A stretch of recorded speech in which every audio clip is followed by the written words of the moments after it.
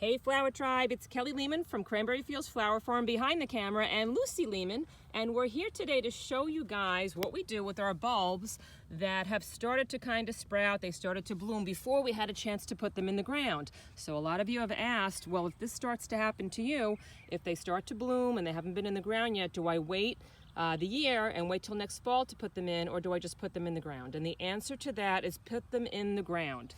So we had a really warm fall here, and I had my bulbs waiting to get planted, and what happened was some of them got too warm and they started to want to come up and bloom.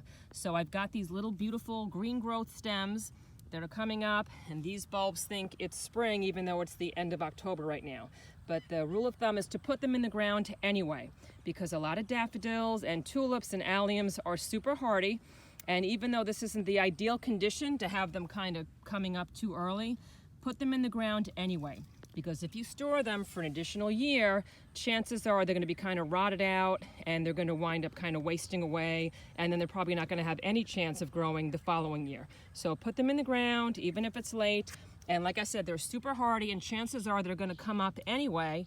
They might not be quite as bold or quite as strong as they would be if they were planted when they were more of like this stage without the green growth, but it's definitely worth it. And then chances are the following year you're going to have that really super sturdy flower that you're used to. So get them in the ground, and we made a video on how to plant your fall bulbs. We have a video for planting double daffodils. We did a video for alliums and tulips and peony tubers, so you could check those out. We have a whole playlist going on fall planting and fall bulb planting. We'll link that.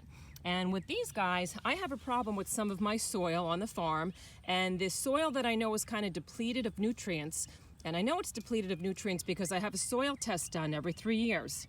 And the soil test came back saying that a lot of my nutrients were depleted because of all the flowers that we grow here. So for the places in your garden that might have like a nutrient deficiency, I use a little bit of compost. When I plant, I'll add a little bit of this compost mixture to the soil. I kind of just mix it in like a little cake, and then I also put some bulb tone in with these guys.